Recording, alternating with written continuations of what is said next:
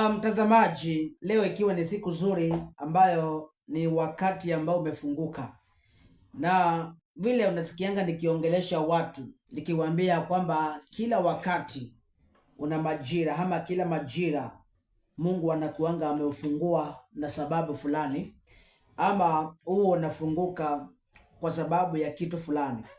Najua ya kwamba kuna mtu ambaye amekuwa akinifuatilia kwa TV, kwa radio muda mwingi sana, lakini unapata ya kwamba you find ya kwamba zile vitu, kuna vitu vya kwake vimekwama, na you find ya kwamba anasikia ule ngumu kutaka kunipigia simu, ama anasikia ule ngumu kutaka kuniongelesha.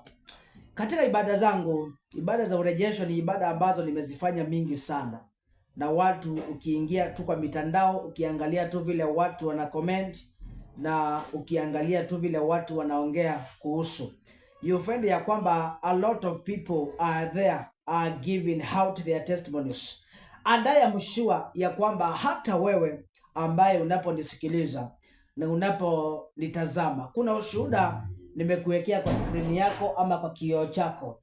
Ni ushuhuda ambao umetolewa na mwanadada kishukuru Mungu kwa sababu malango ya kwake imeanza kufunguka.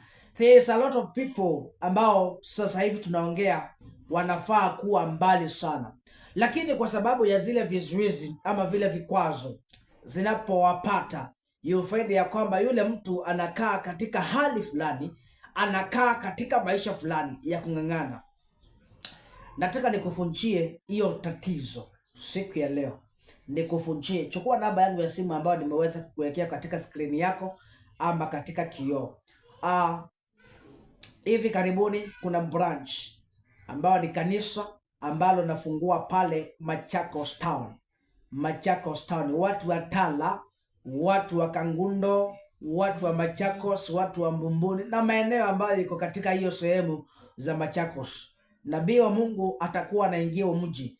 Nataka tujiandae vizuri, tujipange vizuri, kwa sababu anayempokea nabii huwa anampokea Mungu katika maisha ya kwake, na ndiyo maana ninaamini ya kwamba hiyo siku itakuwa ni siku, na many people will be testifying, a lot of people shall be giving out their testimonies, a lot of people shall be thanking God kwa sababu ya zile vitu ambavyo vimetendeka, kwa sababu kulingana na ushuhuda wake ni kana kwamba the interview, milango imeanza kufunguka. Anayemshua ya kwamba hata ya kwako inaweza kuenda kufunguka.